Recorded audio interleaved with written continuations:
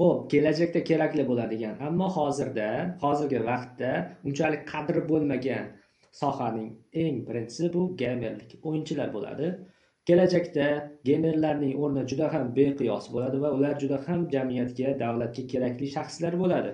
Sababi kelajakda harbiy sohada dronlarni boshqarish uchun, robotlarni boshqarish uchun ularning mehnati beqiyos bo'ladi.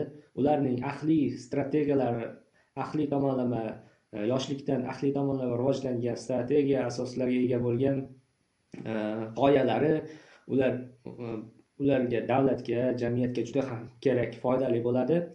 Yaqin kelajakda gamerlar juda ham kerakli soha vakillari bo'ladi.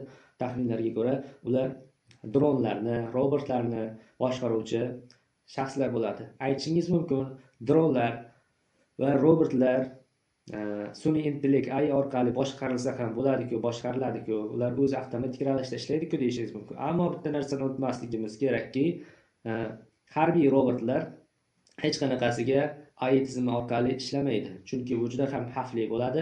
Shu sababli sun'iy intellekt orqali emas, inson omili orqali boshqariladi.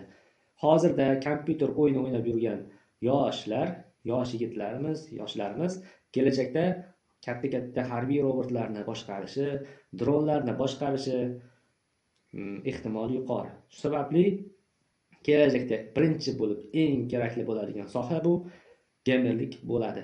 Butun dunyoga kerakli soha bu gamerlik sohasi bo'ladi. Hozirda uning o'rni juda ham past bo'lishi mumkin, ammo kelajakda ularga talab keskin oshadi. Xo'p, bunga asos qilib ba'zi narsalarni ham keltirishimiz mumkin. Xo'p,